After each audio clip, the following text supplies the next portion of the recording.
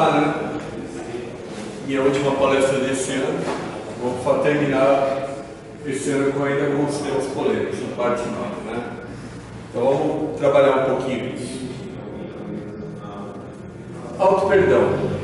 O espírita sempre fala muito em perdoar os outros, não é isso? A gente tem que perdoar os outros quando comete um erro, não é verdade? Mas e perdoar a si mesmo? Será que a gente consegue? Não é uma coisa tão simples também, né? É difícil perdoar os outros e é difícil a gente se perdoar, né? Eu vou passar aqui um vídeo do Divaldo, se nosso aparelho de som que já está com a senha na mão para desencarnar, se ele permitir, que está falhando ultimamente bonito, né? Vamos ver, se não eu dou um jeitinho, vamos tentar. Eu vou passar um vídeo do Divaldo e a partir daí eu vou fazer uns comentários e a gente conversa, tá bom? Toda vez que nós nos equivocarmos, tenhamos a coragem de sorrir. Uma proposta terapêutica da atualidade não é só rir dos outros, é rir-se de si mesmo. É tão bom a gente rir-se de si mesmo. Quando eu cometo uma gafe, e cometo-as muitas, eu sorrio tanto, eu acho tão maravilhoso. Cada gafe que eu dou, porque as minhas são tão originais, que são únicas. A primeira vez que eu fui a uma recepção, em uma casa palaciana no Rio de Janeiro, nos anos heróicos de 1955, eu entrava no verdadeiro palácio e era convidado para um almoço de alta gala. Eu recusei 2 anos, com medo de entrar na casa, porque eu não sabia como é que entrava, não sabia como é que saía, mas até que eu fui tão prensado que aceitei. Era um casal muito nobre, não tinham culpa de ser ricos e refinados. Eu que era complexado. Por fim, aceitei.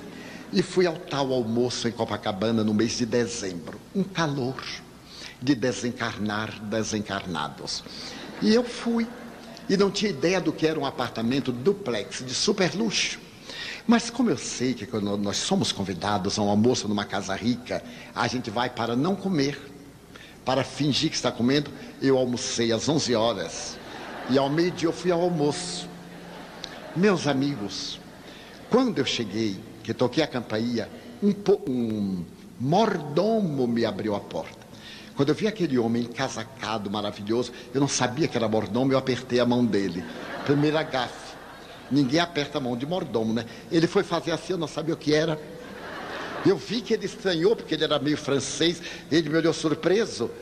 Eu digo, algo não está bem, mas... Foi a primeira. Entrei.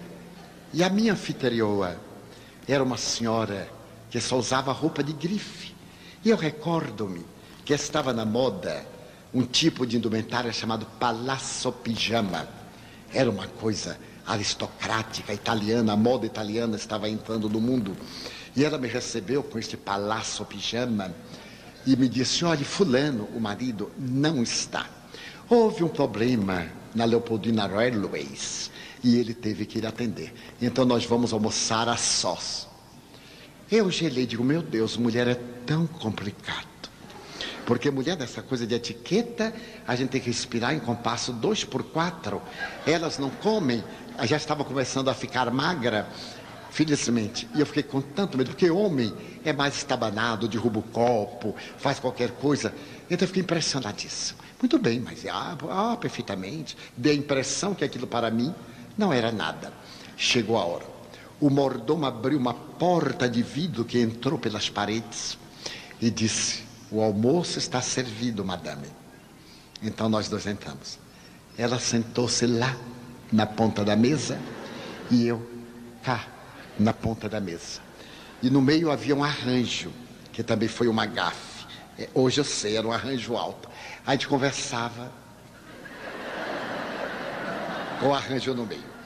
E tinha copázio, copo, copinho, copito, e uma coisa cá embaixo, com uma água. E estava aquela coisa. E eu não sei o que me aconteceu. Deu-me uma sede. Deve ter sido algum espírito que foi queimado vivo o corpo. Mas deu-me uma sede insuportável. E não chegava água. Eu tomava até cachaça naquela hora. E não chegava água, não chegava vinho, não chegava refresco, não chegava nada. E foi me subindo a sede. E foi me asfixiando. Eu vi aquele copinho tão bonitinho. Eu então, para ver se ela se chocava, eu olhei para ela e botei assim a mão, como quem estava brincando. E ela não... Eu aí peguei e tomei. Notei que havia assim um gostinho. Eu digo, mas casa é de rico, não é? Um gostinho especial. Tomei e eu vi que ela teve um espanto, que ela ficou petrificada. Eu digo, meu Deus, eu fiz alguma coisa que não devia... Mas já era tarde. Assim que eu acabei de beber, veio um carrinho com milhões de líquidos, refrescos, refrigerantes, uísque, Coca-Cola, tudo que tinha direito, e passou assim bem e ficou do meu lado. Eu disse, mas agora que você chega aí, bom. E começou o tormento. O almoço foi um tormento. Nunca mais eu aceitei almoçar em lugar nenhum, só em self-service, porque o mordomo dava um sinal, lá vinha o garçom, trazia uma bandeja com um filé. Ao invés do filé estar cortado até o fim, não estava. Estava só um pedaço e a gente tinha que terminar aquele pedacinho. E faca de rico não corta. É de propósito. Então o garçom chegou com a bandeja de prata e eu, para mostrar que era muito bem educado, peguei assim. E nada. E fui fazendo força. E fui botando força e o garçom abaixando. Daí a pouco os dois estavam assim. Eu disse, muito obrigado. E assim transcorreu a tragédia. Eu mal olhei para o que havia. E havia um desfile. Quando terminei, ela disse, Valdo, você come pouco? Eu digo, sou muito frugal. Eu havia aprendido a palavra e usei logo em Copacabana. Sou muito frugal. Ela disse, e no entanto é gordinho. Eu digo, são fluidos. Foram os fluidos das 11 horas. Muito bem. Terminou isso, então veio uma bandeja de frutas. Mas lindas, maravilhosas.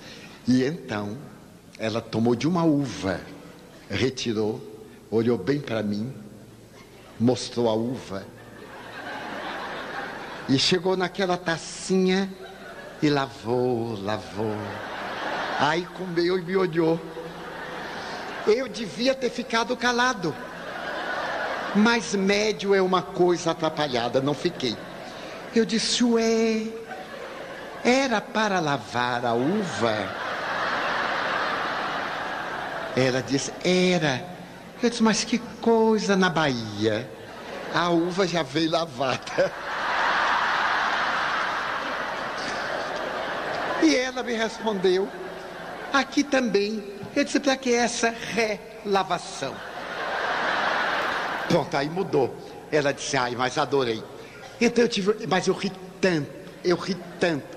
Ficou no meu inconsciente, toda vez que eu vejo uva, eu vejo meus dedinhos segurando a taça da futura lavagem, eu tomando a água do futuro. Que maravilhoso poder rir-se de si mesmo.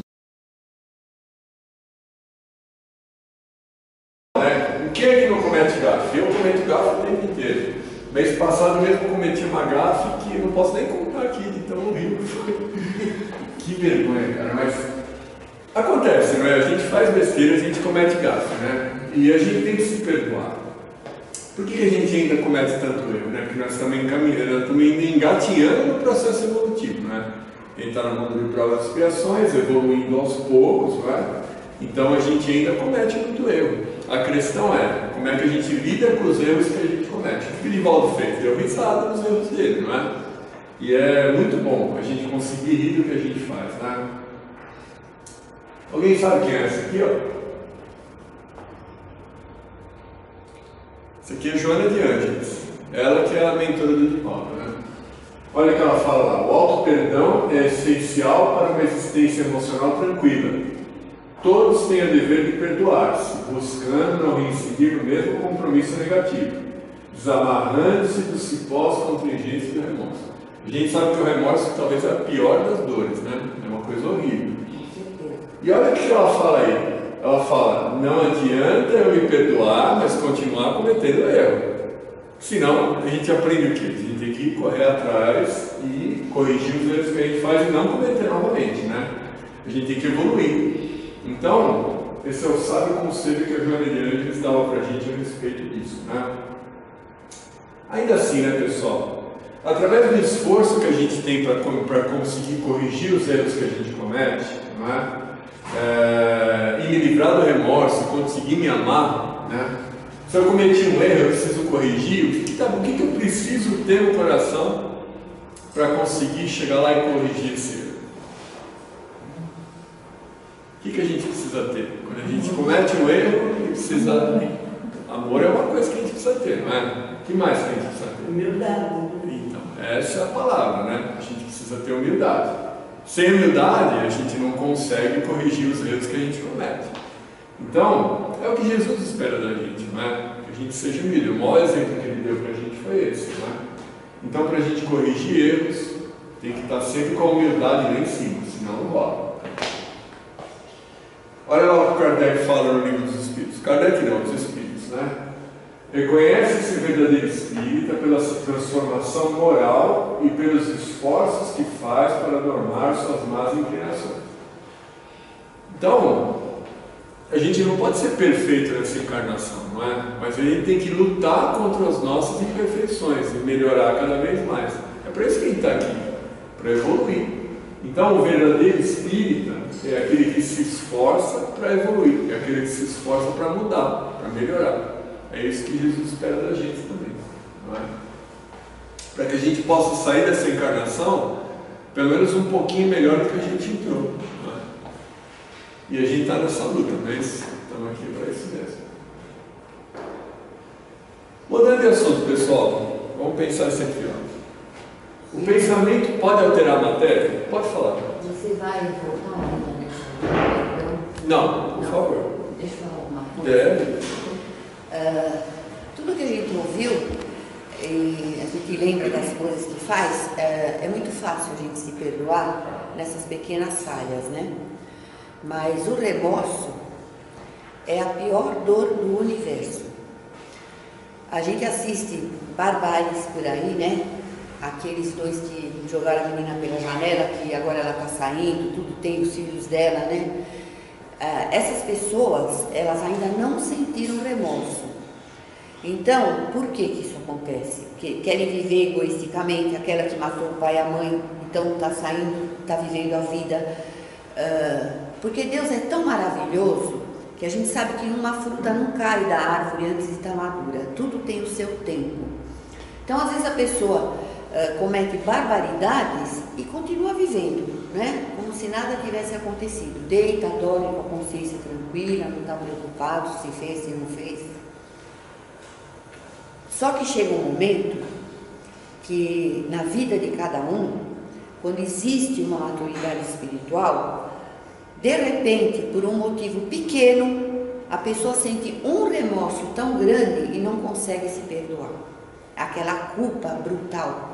Né? Mas por que essa culpa tão grande? Isso não é tão grave assim. Por que essa pessoa está desesperada? Tem gente que se mata até por causa de sentir culpado de alguma coisa. Porque no momento que ele tem maturidade espiritual para sentir a culpa e a gravidade do que fez de errado, é um pequeno motivo. Às vezes ele matou uma pulga. Não foi a pulga, não foi o bichinho, não foi o que ele matou, não foi aquele pequeno mal que ele fez. É porque o copo transbordou. E as pessoas fazem coisas, e aquilo vai se acumulando em cima deles mesmos. E as energias, quando despencam, elas vêm violentamente. Então a gente vê casos de pessoas que fazem atrocidades, continuam vivendo e fica todo mundo indignado. Mas como que pode, né? Fez aquilo, matou, nossa, um filho, e está vivendo, não está nem aí. Outros que roubam, né, que tiram dinheiro que não é seu, enfim, e querem viver, querem ficar numa boa. A gente vê lá os presídios, os camaradas comendo tudo lá do bom e do melhor, entrando escondido, eles querem as mordomias. Ninguém sentiu a devida culpa do mal que fez, porque não estão amadurecidos espiritualmente. Não é porque Deus é injusto, porque não é nada disso, que Deus não castiga ninguém, nós nos castigamos.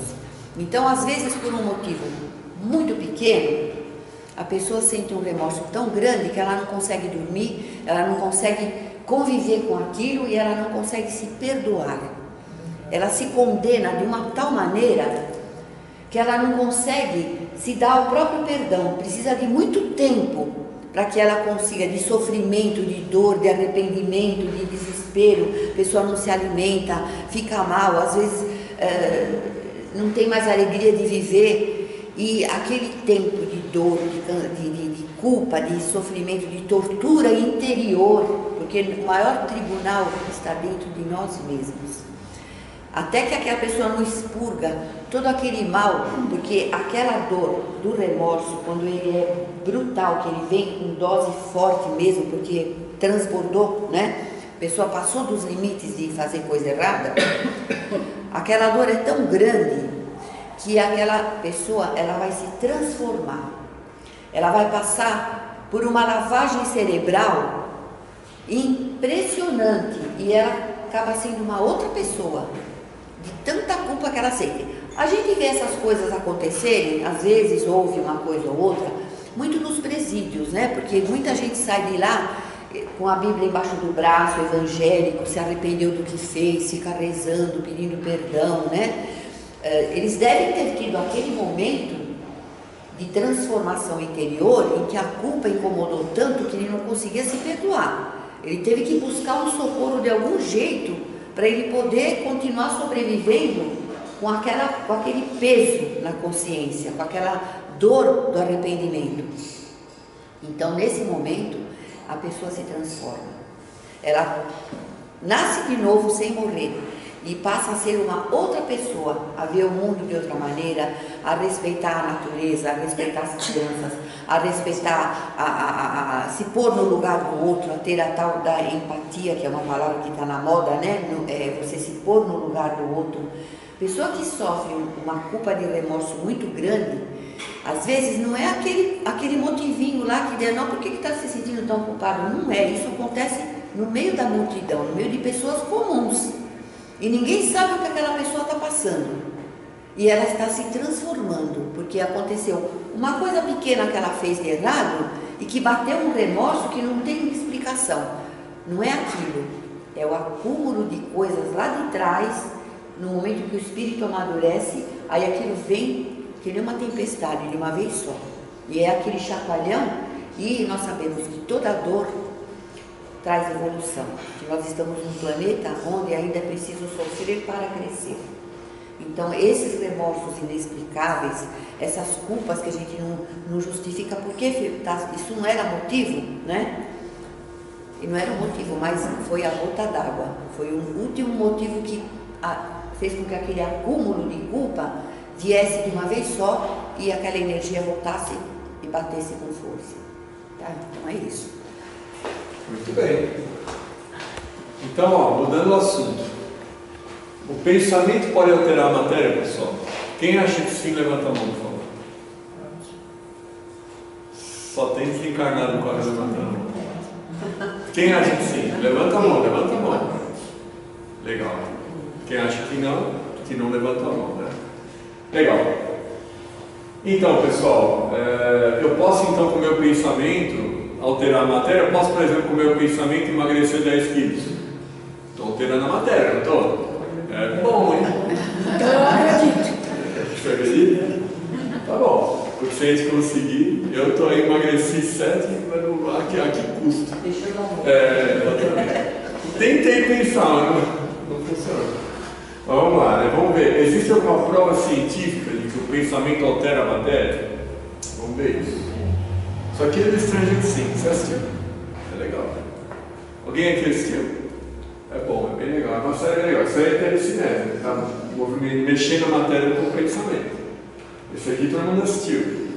Guerra das Estrelas. Você não assistiu Guerra das Estrelas ainda, cara? Assisti. Ah, bom. E é o poder da força, né, que eles falaram. Mas vamos trazer a coisa da fantasia para a realidade, né? Vamos falar do experimento. Foi feito um experimento que eles pegaram o seguinte: eles pegaram alguns monges tibetanos que têm esse poder de controlar a mente, né? Colocaram os caras de cueca numa sala a 4 graus centígrados, num frio terrível. O cara só de cueca ali. Aqui, quando está muito frio, a gente fica, que deve estar uns 12 graus, a gente fica morrendo aqui, né? Imagina você sem roupa nenhuma numa sala a 4 graus.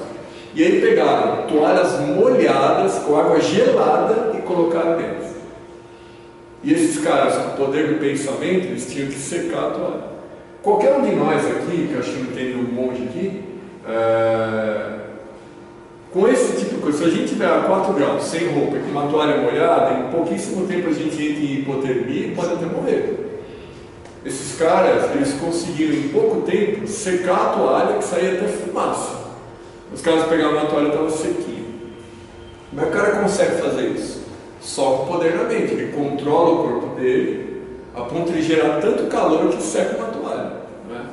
E aí, experimento científico. Experimento científico não tem sim ou não. Está lá, está provado, está filmado. Né?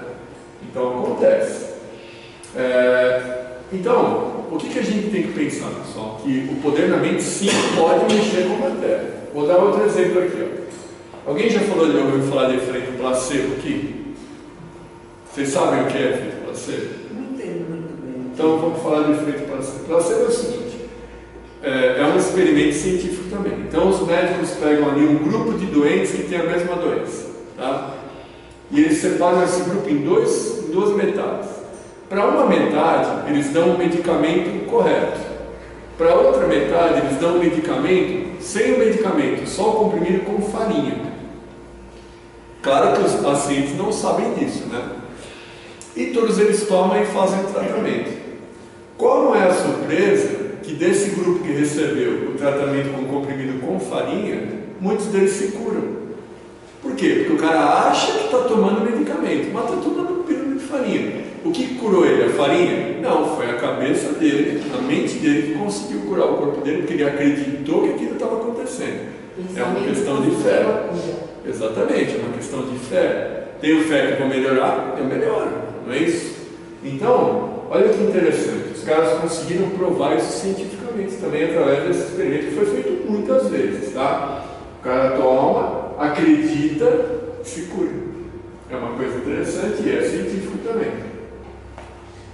E efeito nocebo, esse a maioria não ouviu falar não. O efeito nocebo é o contrário do efeito placebo. Ao invés de você tomar uma coisa que você acha que vai te fazer bem, você acredita que aquilo vai te fazer mal. Isso era feito muito na guerra. O que eles faziam? Nas guerras onde a crueldade existe, né, eles faziam esses experimentos. Eles pegavam, por exemplo, uma pessoa, tocando no celular, eles pegavam uma pessoa, colocavam para essa pessoa, por exemplo, água, sal e vinagre, que ficava um gosto muito ruim, falava para o sujeito que era veneno e dava para ele tomar. E em pouco tempo, esse cara morria, porque ele acreditava que estava tomando veneno. Isso era científico também. Outra coisa que acontecia, outro experimento, eles pegavam uma pessoa, vendavam ela, passava ali alguma coisa que arranhasse forte o pulso dela, como se estivesse cortando, jogava água quente e falava para a pessoa, olha, está se esvaindo de sangue, está se esvaindo de sangue. A pessoa achava que estava perdendo sangue e morria. Quer dizer, olha o efeito positivo e o efeito negativo que o pensamento tem sobre a gente e sobre o universo. Então a gente precisa tomar muito cuidado com o pensamento. Mas vamos continuar. O que isso tem a ver com a doutrina, né? Porque eu estou falando de experimento científico, falei de ficção, mas o que tem a ver com a doutrina? Tem muito a ver, pessoal.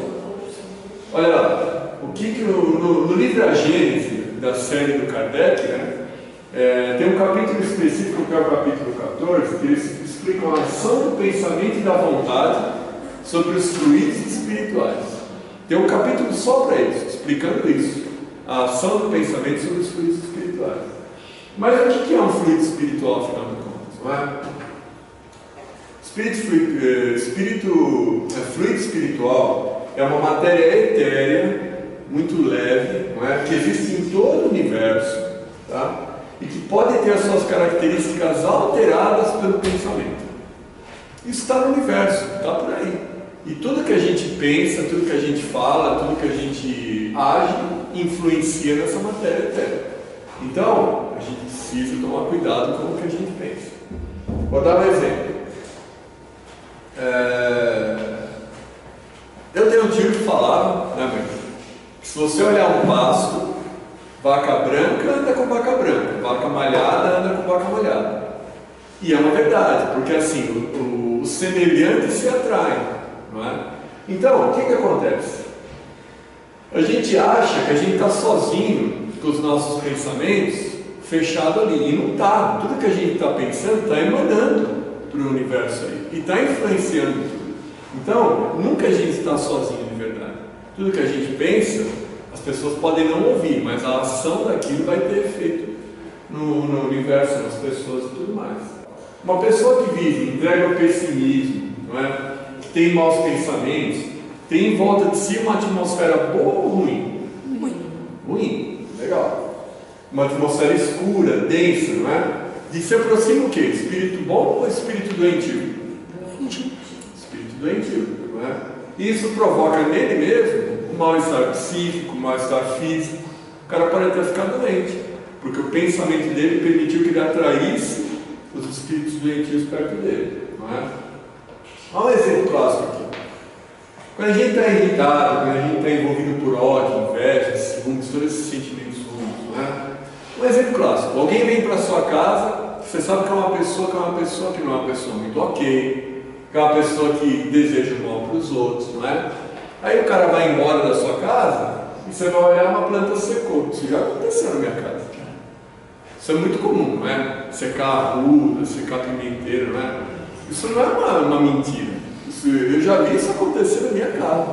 Minha mãe tem o hábito de colocar um copo com sal atrás da porta, né? Dependendo de quem vinha na visita, o sal transbordava para fora do copo. Isso é uma coisa incrível, cara.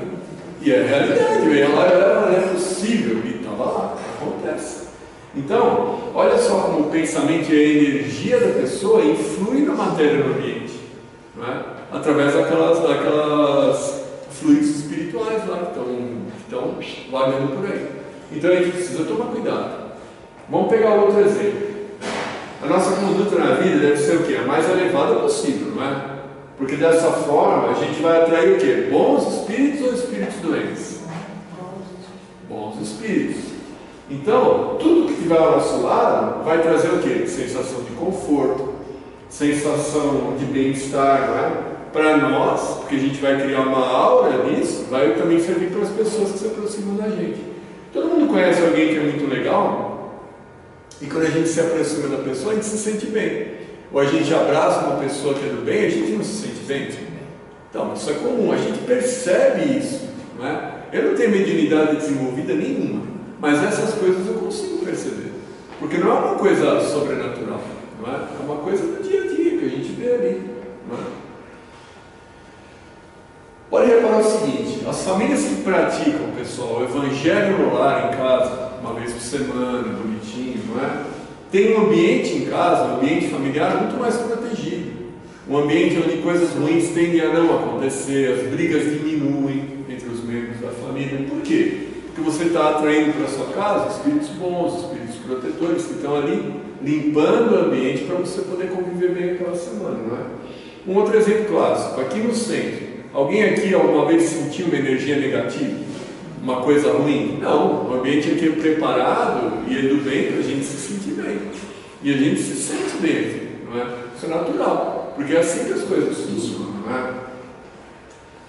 E olha só, se o nosso pensamento influencia para fora, para o mundo, para as pessoas, para a matéria, ele também entra para dentro da gente. Então, olha como é uma coisa importante, não é? Se eu tenho pensamentos bons, eu vou o quê? Fortificar meu sistema imunológico, eu vou melhorar a minha saúde, eu vou me proteger. Por que tem gente que entra num ambiente e pega gripe e tem gente que entra no mesmo ambiente e não pega? Porque ele está com o sistema imunológico bom. E o que traz o sistema imunológico bom? Claro, você precisa comer direito, fazer dormir direito e tudo mais. Mas também o seu pensamento influencia demais nisso, né? Então a gente tem que imunológico espiritual. Exatamente. Não adianta nada você ter um equilibrado e um outro desequilibrado, senão não funciona, não é? Olha, falou muito bem. Porque o nosso corpo, pessoal, o nosso corpo nada mais é do que um instrumento, não é? Eu vou dar um exemplo aqui. Se a gente pegar um martelo, uma marreta é boa ou é ruim? Nenhuma coisa nem outra, não é? Ela é uma marreta. Se eu pegar essa marreta e construir uma casa, ela vai ser boa ou ruim? Boa. Essa é boa. Se eu pegar essa barreira, for no pé da Dona Maria lá e descer com tudo no dedinho dela, desculpa aí, Dona Maria, mas se eu fizer isso, ela vai ser o quê? Um instrumento pro mal, não é? Então, a gente tem que se policiar, isso é muito importante. A gente tem que ter ciência das coisas e se policiar para proteger a gente mesmo, né? Um outro caso que a Wanda sempre fala aqui: se você tiver uma fila de carros, né, que está parado no trânsito, e vem alguém assaltar, quem provavelmente esse cara vai assaltar? Quem tiver com a energia negativa que vai atrair ele para lá, não é? Se a gente tiver um pensamento ok, se a gente estiver protegido, orar e vigiar, que a gente sempre tanto fala, dificilmente você vai ser O bandido assaltado. quase não te vê. É? Ele não vê. Ele é atraído por onde tem energia que sintoniza com a intenção dele. É isso aí. Eles passam pela gente e não enxergam. Isso acontece também. Parece uma loucura, não parece? Mas é a real, não é? Por que tem gente que é assaltada várias vezes durante a vida e tem gente que nunca foi assaltada? Eu. Não é? Então, você tá aí, um exemplo. Você nunca foi Minha assaltado. vida inteira. Que é longuíssima já, né? Você tem quantos anos você tem? 11. 11? Tá, beleza, continue assim. Então, a gente tem que ter essa ciência. Então, o que acontece? Toda vez que a gente estiver desfocando o pensamento, que eu estiver pensando na maldade que alguém fez para mim, tira isso da cabeça, faz uma oração, né? Pede auxílio para o mentor da gente, né? Fala, pô, pelo amor de Deus, me ajuda, porque eu não quero ter esse tipo de pensamento, eu não quero ter esse sentimento de vingança, que é uma coisa que faz muito mais mal para quem está praticando do que para quem vai receber, né? Então a gente tem que ter isso na cabeça. E é fácil falar aqui, mas na hora que acontece, é que a gente tem que ter o pé no chão, lembrar disso e colocar em prática, porque a gente deixa passar, a gente estuda, mas na hora que precisa, às vezes a gente falha, e é aí que a gente tem que tomar cuidado, mas a gente tem que ter isso em mente. Estou certo ou errado? Então, já que está finalizando, né, que está faltando pouco tempo, eu imagino que logo esse termina, vamos falar um pouco sobre Natal. Está chegando o Natal aí, né, pessoal? Já está feliz, né? Tô, ganhar presente. Então, a gente sabe que o Natal está chegando, né? Para a molecada mais nova aí é legal, a gente espera presente e tudo mais, né? E todo mundo que foi criança sabe como é gostoso, né? Mas como é que o espírito deve entender o Natal, pessoal? Porque olha só, a gente tem ideia que o Natal é o quê? É uma data comercial, não é? Que horror, né? Mas na ceia de Natal, muita gente fica assim, não fica? Eu não vou explicar assim também. Porque eu já fiquei comigo. Quem que nunca comeu demais na ceia de Natal para você se sentir mal? Não é? Então a gente precisa ter o quê? A gente precisa ter em mente que o Natal, ele não é só uma data comercial de ganhar presente. Ele não é uma data para você se estufar de comer e de beber, não é? A gente tem que ter em mente o quê? Que o Natal, pessoal, é a celebração do quê? Do nascimento de Cristo, não é? Isso é importante. A gente precisa lembrar disso, né? Quando a gente estiver passando ali, que vai com a família, né? Quem tem a oportunidade de passar com a família, muita gente passa sozinho, muita gente se deprime, mas lembra que Jesus é o aniversariante, a gente não pode esquecer do aniversariante, não é? Ele é o mais importante nesse momento. Então a gente tem que ter o quê? A gente tem que ser frugal, como disse lá o Divaldo naquela coisa, né? Você não vai patifar de comer, você vai comer um pratão, mas você não precisa comer 2 pratões, né? A gente precisa ter, acima de tudo, pessoal, o exemplo de humildade que Cristo deixou para a gente. Porque Ele é o Natal, Ele é o motivo da celebração do Natal, não é? E para alguém que nasceu numa manjedoura, não é? Da forma mais simples possível, no meio dos animais ali, pobre, a gente tem que lembrar disso quando a gente estiver com a fartura na mesa e tudo mais, né? Para não cometer excessos, né? E já que ele é um aniversariante, pessoal, qual é o maior presente que a gente poderia dar para Jesus? Vamos pensar um pouco nisso. A gente tem que dar um presente para o aniversariante, não tem? Vamos supor que a gente faz uma boa ação durante o dia. É um presentinho que a gente dá para Jesus, né? Atravessei lá um cego, ajudei um cego a atravessar a rua, uma boa ação. Eu dei um presentinho ali, um chaveirinho, uma coisa. para Jesus que ele vai ficar feliz, né? Se eu cometer uma ótima ação, cometer uma boa coisa, realmente uma coisa diferenciada, aí eu já estou dando um bom presente para Jesus, né? Mas qual é o presente, pessoal, que seria um grande presente, um presente que a gente não tem nem como carregar, que ia deixar ele realmente feliz, que ia fazer diferença, né? Se fosse um jogo, valeria 1 milhão de pontos. Quem pode arriscar aqui que seria um bom presente para Jesus? Mas não vamos falar todo mundo ao mesmo tempo, senão complica. É difícil assim pensar num presente para dar para Jesus? Mano, o que seria? Por mais que você pense, ainda é muito pouco. Não é? O que você acha que seria um bom presente?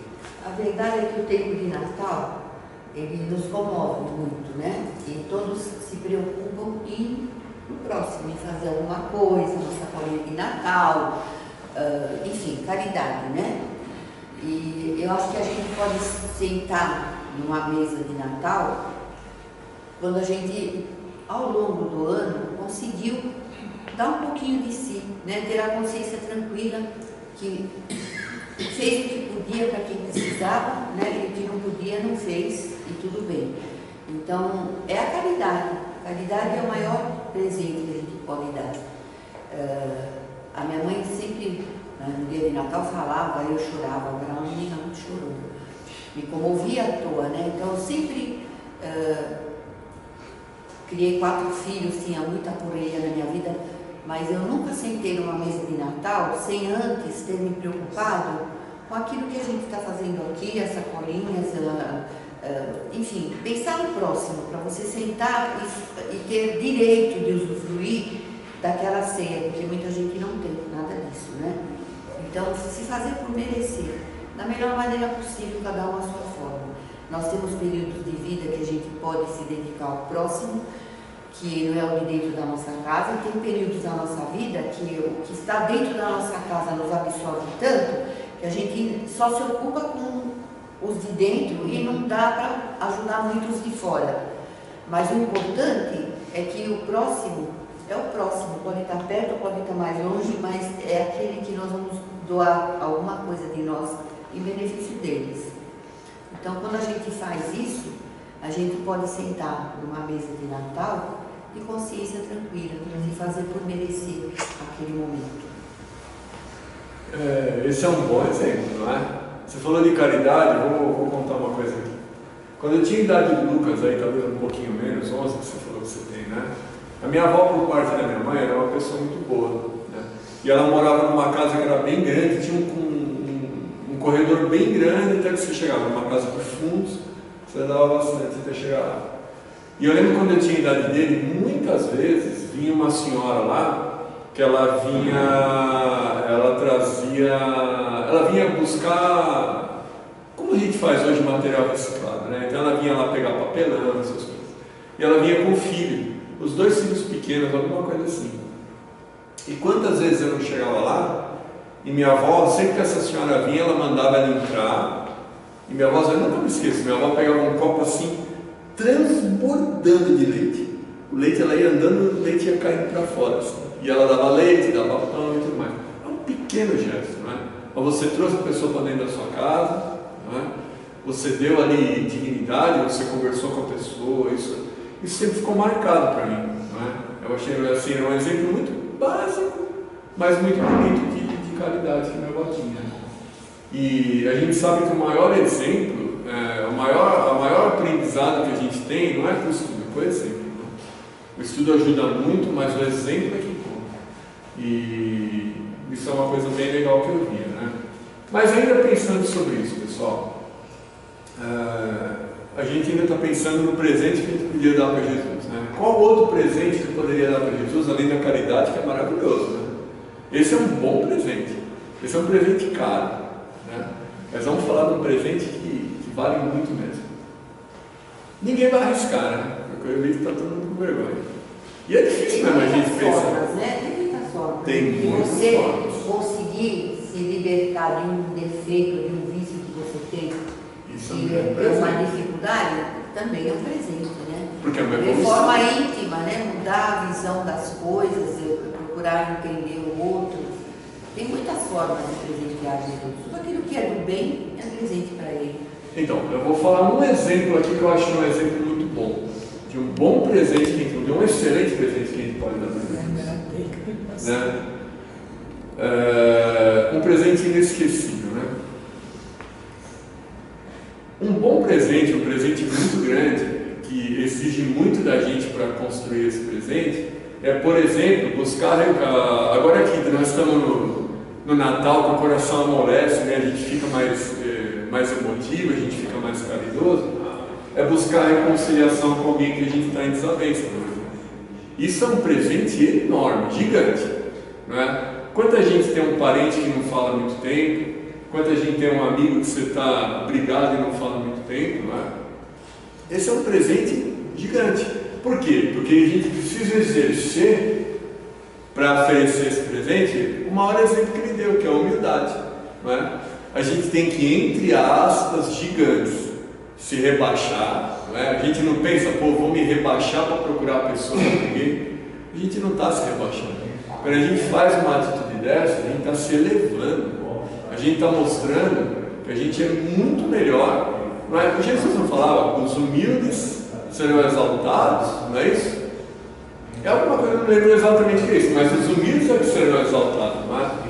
Por quê? Porque é necessário muita coragem para você ter humildade.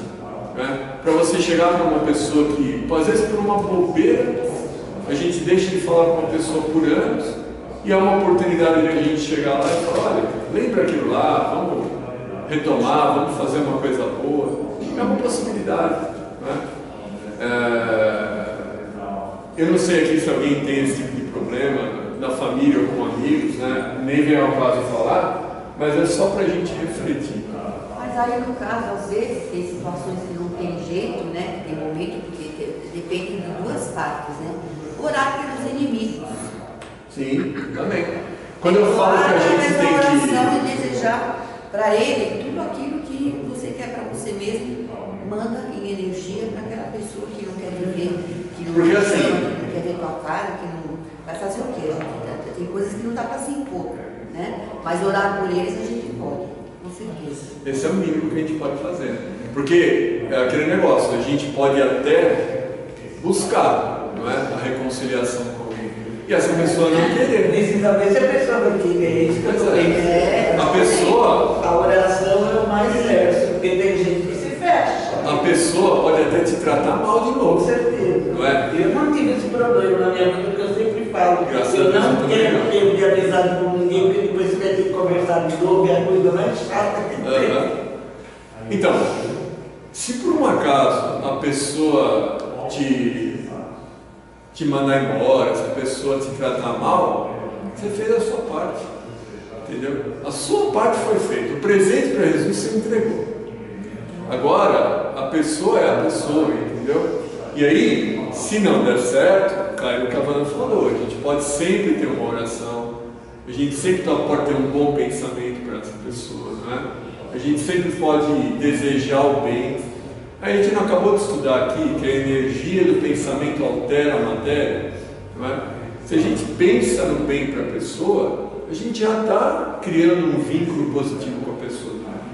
Isso é uma coisa da vida, uma coisa real. Só que a gente tem que vestir o quê? A humildade para fazer isso. E não é fácil. Não é? Sempre a gente procurar alguém que a gente está em desavença é uma coisa muito difícil. Porque a gente tem que o quê? Vestir de humildade. A gente tem que deixar o que de lado? O orgulho. O orgulho no ser humano é uma coisa tão forte, não é? É uma coisa tão potente na gente. E a gente tem que deixar ele de lado. É isso que Jesus espera da gente, não é? Não é uma coisa terrível. Eu posso garantir uma coisa: pode não dar certo, não é? Mas você vai se sentir aliviado. Porque você fez a sua parte, não é? Quando eu era moleque, que eu estava no colégio, tinha idade de Lucas ainda, não é? Eu tive uma briguinha com um amigo assim da idade dele, coisa de moleque, não é? E o tempo passou, a gente não se falava. Eu cruzei com esse cara adulto agora, há pouco tempo, né? Eu não tinha visto ele. Eu estava no banco e ele estava no banco também. Aí ele veio e falou: pô, Ida, que legal que você está aqui, quanto tempo que a gente não vem fazia? Séculos, né? Na hora vem a briga, é impressionante, na sua cabeça lembra, né? Eu ia falar, ele falou, cara, lembra aquela briga que a gente teve, coisa de moleque, coisa idiota? Cara, aliviou e você passa a ter um amigo de novo, não é? As coisas são assim, só que depende da gente tomar ação, e não é fácil tomar essas ações, mas o difícil é que conta ponto. Esse que é a coisa, esse que conta ponto, esse que vale 1 milhão de pontos, não é? A gente amar quem gosta da gente é uma coisa muito fácil, não é? É muito fácil eu amar minha mãe, caramba, não é? Agora, amar alguém que te tratou mal, alguém que te fez mal, aí é uma outra história. Mas é isso que Jesus espera da gente. Esse é um grande presente, não é? E claro, paralelo a ele, vem os outros presentinhos que a gente vai dar junto, que é a caridade, não é? Que é o bom pensamento, não é? E aí a gente vai, aos poucos, transformando esse mundo. Porque o mundo não é transformado do dia para a noite, as coisas vão evoluindo aos poucos, não é? Como a gente sabe que a gente está num processo de evolução, de provas e expiações para o mundo de regeneração, não é? Isso começou há muito tempo atrás já. É um processo lento, mas isso não acontece sozinho. O mundo não vai acordar um dia e virar uma chavinha mundo de regeneração. Isso não acontece. A gente é que tem que fazer isso acontecer com as nossas atitudes. Se cada um conseguir tomar uma atitude melhor a cada dia, o mundo por si só melhora. É uma lógica, não é? Que as coisas se aconteçam assim. Então, é só uma possibilidade, né? Para mim, eu já falei isso aqui algumas vezes. De tudo que eu já estudei de Espiritismo, e tem muita coisa para estudar ainda, não é? Acho que precisaria de várias vidas para conseguir estudar tudo. Para mim, a frase mais importante do Espiritismo, de todas, é Deus age nas criaturas através das criaturas. Se a gente não fizer as coisas pelos outros, não é? Deus não vai estar servindo de instrumento para a gente ali. Ele precisa que a gente faça as coisas para conseguir fazer o que Ele quer. Se a gente estudar e não praticar, não serve para nada. Você só vai ser um instrumento inteligente, mas que não passou de ano. Tá? Mano, fala alguma coisa a respeito. Você já acabou com todas as polêmicas anteriores? Então, eu vou... Pro ano que vem eu acho que eu vou trazer outras ainda. Mas, por favor, fala alguma coisa. Fala alguma coisa sobre o Natal, a gente estava falando aqui. Tanta gente se deprime no Natal, né? A gente tem que ter em mente que essas dores que a gente passou, né? Que muita gente perdeu um familiar, muita gente está de mal com alguém e o remorso bate, né?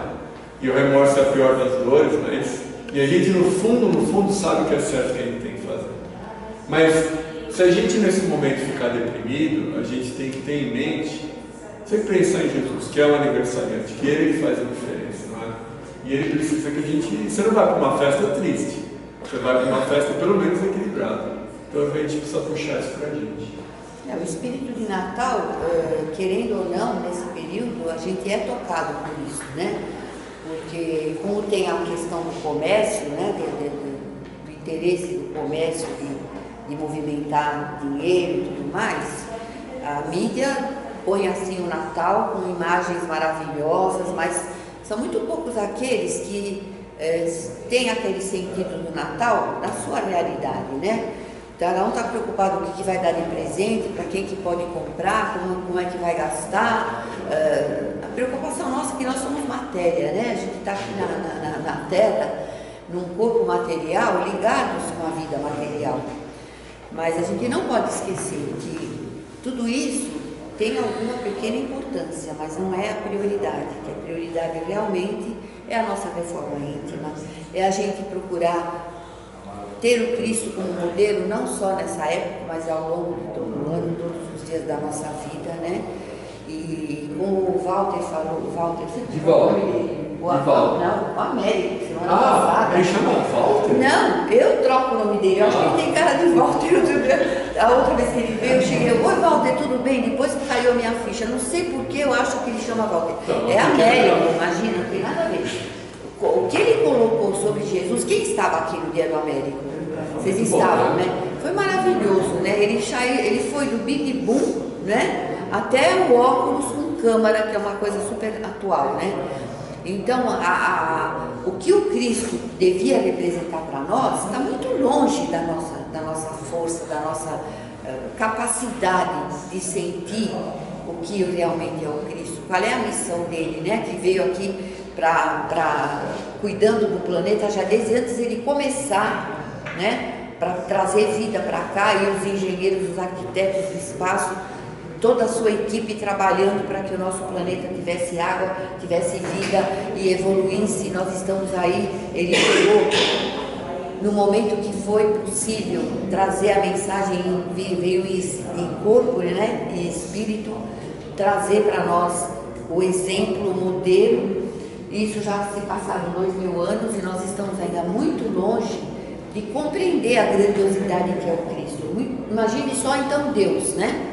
Nossa inteligência é muito limitada para poder assimilar e compreender na totalidade o valor e a grandiosidade dessas energias abençoadas que é do Cristo, dos seus mentores e do nosso Criador de Deus. Então a gente, diante de tudo isso, a gente precisa ter a humildade, né, de reconhecer que nós somos muito pequenos ainda para compreender a grandiosidade do Mestre, que nós, por mais que a gente faça, é muito pouco diante daquilo, tudo que a gente deve, né, do que é necessário, porque qual é a nossa missão aqui? Para que nós estamos aqui? Nós somos criaturas eternas e nós temos um caminho a percorrer pela eternidade e estamos predestinados a sermos Cristo do futuro.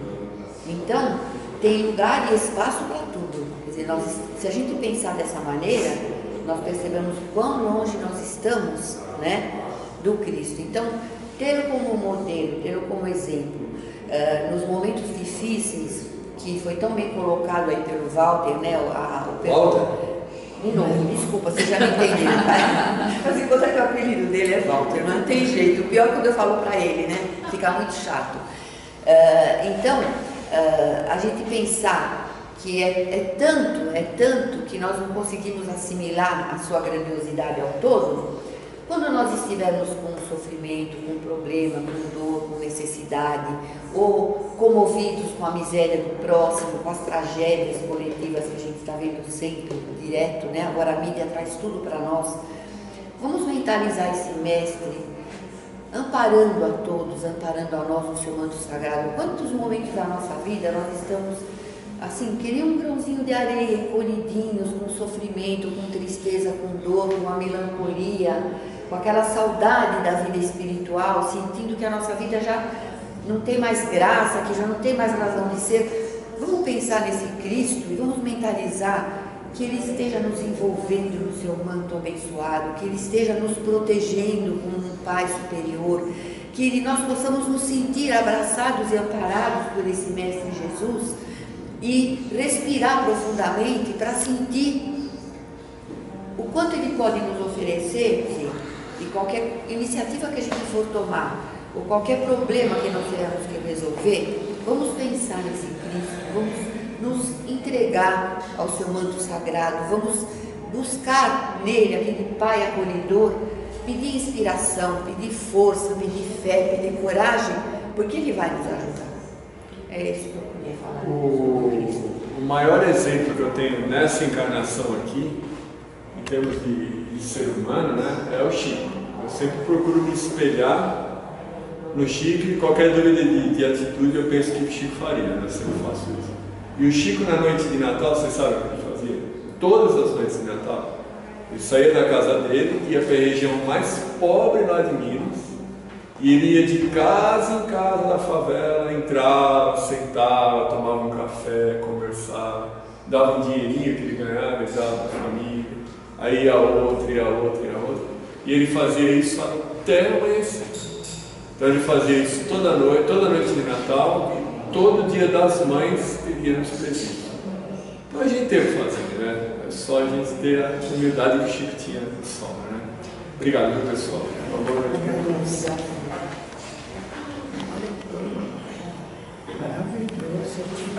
Maravilhoso.